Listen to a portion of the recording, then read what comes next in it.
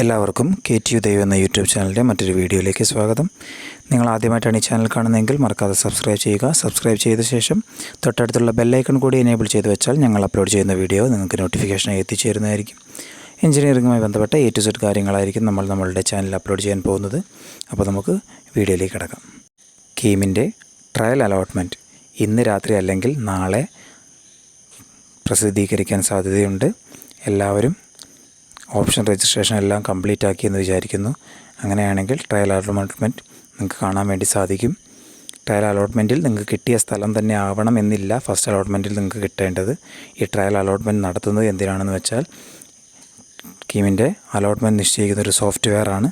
ആ സോഫ്റ്റ്വെയർ കറക്റ്റായിട്ട് വർക്കിംഗ് ആണോ, റാങ്ക് ലിസ്റ്റിൻ്റെ അടിസ്ഥാനത്തിലാണോ, നിങ്ങൾ കൊടുത്ത ഓപ്ഷൻ്റെ അടിസ്ഥാനത്തിൽ, അതുപോലെ റിസർവേഷൻ ഈ വക കാര്യങ്ങളെല്ലാം ശ്രദ്ധിച്ച് കൃത്യമായിട്ടാണോ അലോട്ട്മെൻറ്റ് നടത്തുന്നത് എന്ന് പരിശോധിക്കാൻ വേണ്ടിയാണ് ട്രയൽ അലോട്ട്മെൻറ്റ് നടത്തുന്നത്.